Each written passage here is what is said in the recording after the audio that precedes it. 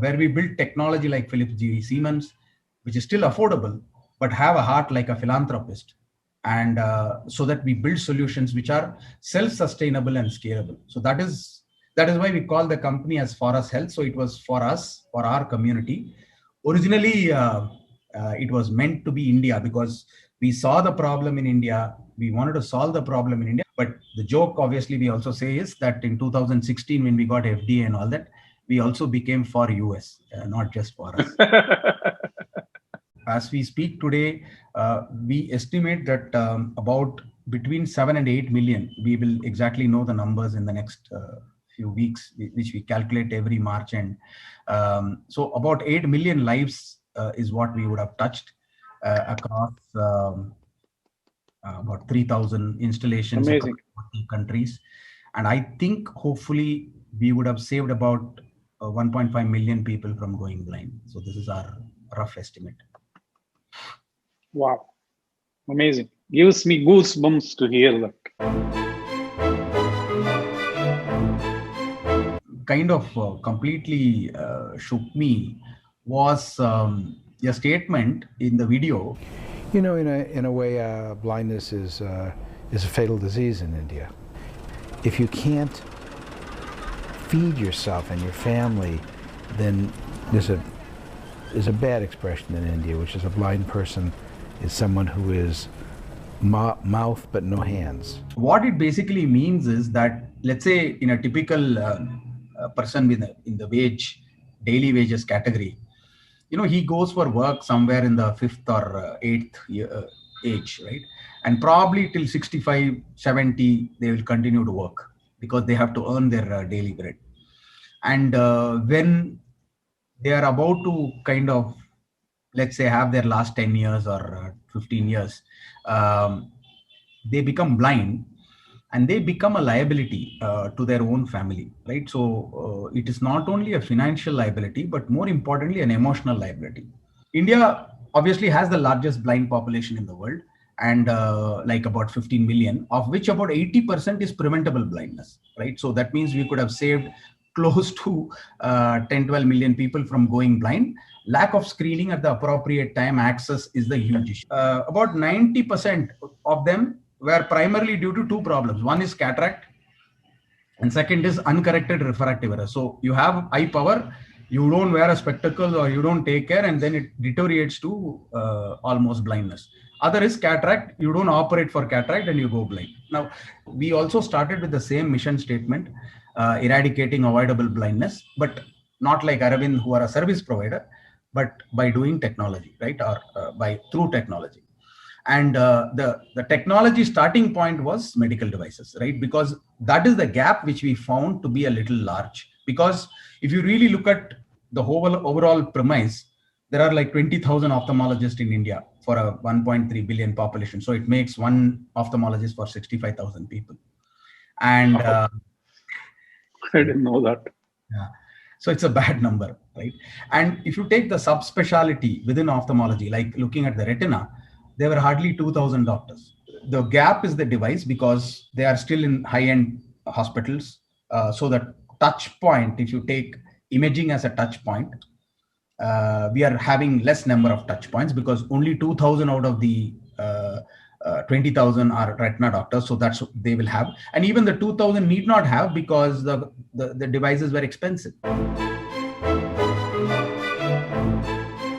So you go to a daily wage guy and tell him, I'm going to check you, but you'll have to not work for 4 hours. He's going to say, please take a walk, right? So you need to do this whole thing in less than 5 minutes, right? Then there is a motivation. So which means I have to do undilated imaging. So which means the pupil size available to me is going to be smaller because natural dilation. Maybe you can switch off the light to make it a little dark. Second, I decided to use LED lighting because let's say I have to take multiple images. When I take your first image, because the light is so high, your pupil will contract, so I can't take the next image. So the light has to be very low. And third, CMOS sensors were just like that starting at that time. And because of the semiconductor, we knew that once it is CMOS, the cost will come down and the resolution will keep going up. So it is better to invest in CMOS today. But CMOS basically had letter, not a great resolution at that time. So you had to have a challenge where the present systems had, great light, dilated pupil, great camera. Remove all of that, you have LED, you have undilated, and you have a CMOS sensor, right? So you need to capture this. And the worst part also is India and India-like countries, tropical countries, have this problem of facing a lot of sunlight. That's why we have cataract also high. So our pupil starts to shrink over a period of time. If you go to and look at any Caucasian eye, by design, their pupil will be like 4 5 mm. Whereas if you look at an Indian eye, it is normally in the 3.5 million, the 3.5 mm range. And as you grow older, it goes beyond less than 3. Now, pupil size less than 3, it's very difficult to take. So one of the biggest USPs was, how do I make still to take? So it was on optical design. So we didn't have a lot of bells and whistles and all that. The idea was that somebody sits stuck, you take the picture, tell him whether he's got a problem or not. That is the driving point.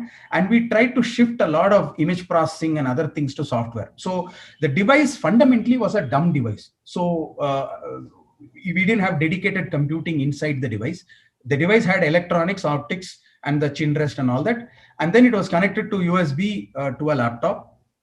The reason for that was that we know that laptop will also continue to grow. So if you do dedicated and you start doing with, let's say, an Intel X, whatever processor at that time, or Windows, let's say 7, they will get outdated and you need to continuously keep changing. So we kept it as a laptop so that whatever changes happen, we will take those things. So today it works on i7 and Windows 10, and it will work on something else as we go. So the entire processing and software was done outside on the laptop. So we cut down a lot of hardware cost on image processing through software. So broadly, these were some of the ideas which we did. In one area, and I'm very proud that in the neonatal space, India has the largest preterm births, like 3.5 million. They get into a problem called retinopathy of prematurity, and the incidence is between 35 and 50%, right? Wow. And of that, about 7 to 10% potentially will have this problem. And the retina, within 60 days to 75 days, the retina kinds of folds and kind of detaches, and they will go permanently and irreversibly blind. Okay. So this is a very serious problem. Only one company which was making in the US, and that device cost about $120,000. So we made the same device, better resolution and better portability. That was like a 27 kilogram heavy product. Ours was like 7 kilogram. You can put it on front of a Kinetic Honda, a suitcase, and take it anywhere you want. So that we made in India at about 15 to 18 lakhs, which was 1/6 the price, right?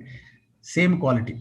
Now, the same product, we have now come up with a version where we are probably the most advanced product in the world. It offers a 150-degree field of view, very high resolution, and does fluorescent angiography. So today we are technically the most advanced product in the neonatal space, right? Wow. So we can create this out of India, and no copy design. The look and feel of the product is very different from, nothing, no cut and paste from anything, right? So it's all done from scratch.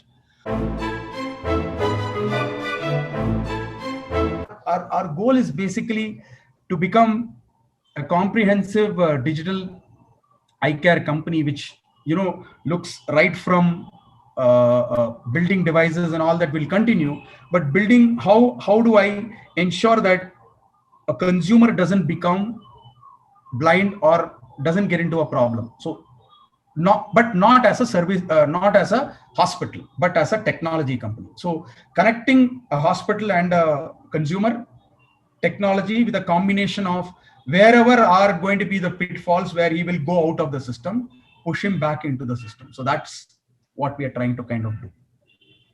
Apollo front-ending it, we implemented this in Andhra Pradesh, right? And it was implemented across 115 community health centers through Mukhyamantri Eye Kendra project. So we gave the hardware and software. And I think in 2 years, 24 months, we screened about 1.5 million, 1.6 million people and delivered about 1.1 million spectacles. and 350,000 retinal images. Probably the largest teleophthalmology project in the world. I want to thank you for taking the time, Casey. It's very inspiring. Thank you. I'm so happy I could claim that I went to college with you, although I didn't know much of you when you were in college.